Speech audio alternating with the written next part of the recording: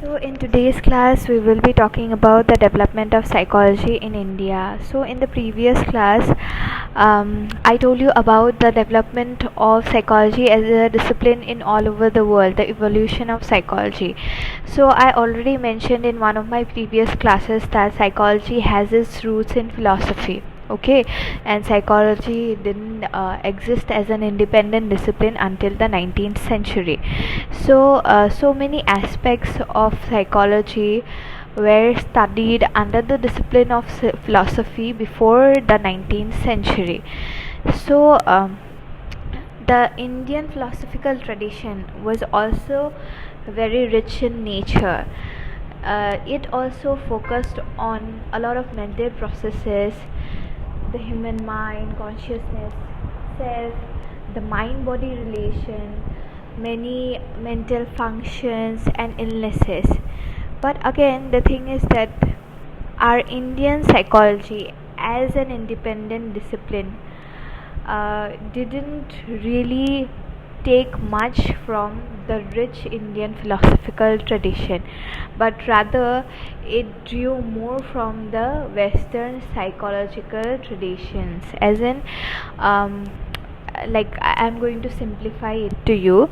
Like I already said, that psychology grew out as an independent discipline, and it had its root in philosophy.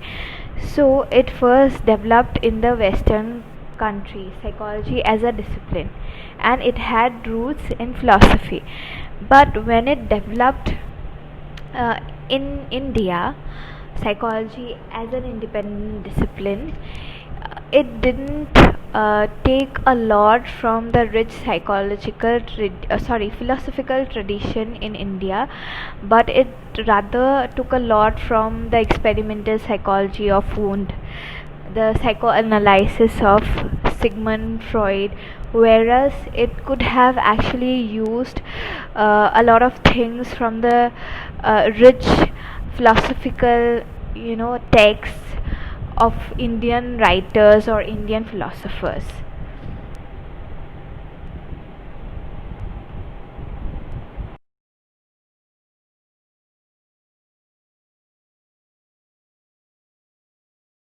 So now let us look at some of the facts of Indian psychological history. So the modern era of Indian psychology began in the Department of Philosophy at Calcutta University, where the first syllabus of experimental psychology was introduced and the first psychology laboratory was established in 1915. So I keep on telling you that the subject of philosophy and psychology are interconnected, and psychology has its roots in philosophy. So as you can see, that in Calcutta University, the first syllabus of experimental psychology and the first psychological laboratory was introduced under the Department of Philosophy. Okay, and it was established in the year 1915. So we already know that the first experimental laboratory for psychology in the whole world was established in the year 1879 in Leipzig, Germany. Okay, so in India it was established in 1915. So always keep this in mind. Don't get confused between these two. So Calcutta University started the first department of psychology in the year 1960 and another department of applied psychology in 1938.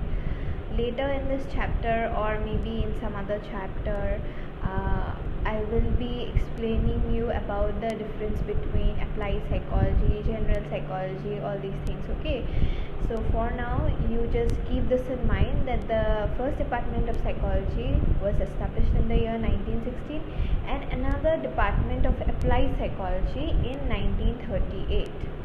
Okay, so like I already mentioned to you in the previous class about experimental psychology of Wundt. So in India also a lot of psychologists were influenced by these experimental psychologists of Germany. Okay, so one of the pioneers of Indian psychology was N.N. Sengupta, and he was trained under Wundt's experimental psychology. Okay, so he also greatly influenced the scenario of Indian psychology. So now, not only Dr. N.N. Sengupta, there were other psychologists who, um, who influenced the scene of Indian psychology.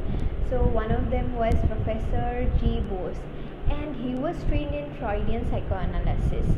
So in the previous chapter, again, I talked about psychoanalysis or psychodynamics, and it was led by Sigmund Freud, right? So there were other psychologists like Professor G. Bose, who was greatly influenced by Freudian psychoanalysis, and he also influenced Indian psychology in the early development of the history of psychology in India. And Professor Bose developed Indian Psychoanalytical Association in 1922. After these developments, departments of psychology in Mysore and Patna came.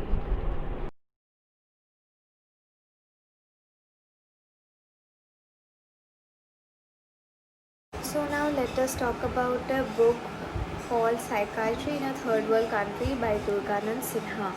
So India is a third world country, unlike America, which is a first world country. India is still developing, so it falls under the category of a third world country.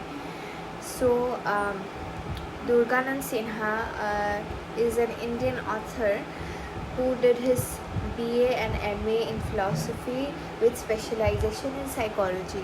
So he was well aware about the development of psychology in India, and he divided the development of psychology in India into 4 phases. So he said that the first phase, it lasted till the time of independence. We got our independence in 1947, and the first laboratory of psychology was established in 1915. So in this period of time, psychologists drew a lot from Western psychology. They focused on experimental psychology of Wundt. They focused on psychoanalytic school of study of Freud, and they focused on psychological testing, which evaluates human behavior. So they were mainly focusing on theories, and they drew a lot from Western psychology in the first phase. So after independence, the second phase lasted till the 1960s. In this period of time, expansion of psychology happened. Psychologists tried to link this Western psychological theories to Indian context to develop an Indian identity. But at this point of time, only they tried, but they couldn't achieve something to give an Indian identity to these psychological theories. But when the next phase began post 1960s, at that point of time, many psychologists, they started problem-oriented research and focus more on addressing indigenous problems. So I think in one of your previous classes, I talked about research, how they conduct research. So let's say, for example, depression. So depression is a problem, and if we conduct a research on depression, so it will be a depression oriented research. So at this point of time, psychologists, they started focusing on indigenous problems. We have a different culture than that of other Western societies, so we have our indigenous problems. So psychologists started conducting research on these indigenous problems, so we can have our own theories, so that we can help people with these cultural specific problems? So during the late 1970s, the phase of indigenization began. So indigenization is a process of bringing something under the control, dominance, or influence of people native to a particular area. So I've already mentioned to you that Western psychology influenced Indian psychology a lot. Indian psychologists view a lot from Western psychology.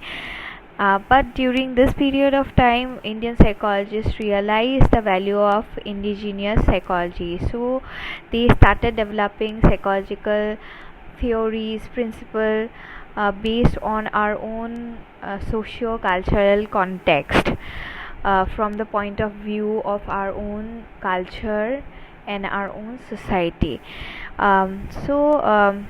During this period, uh, there were attempts to develop psychological approaches based on traditional Indian psychology, which came from our ancient texts and scriptures.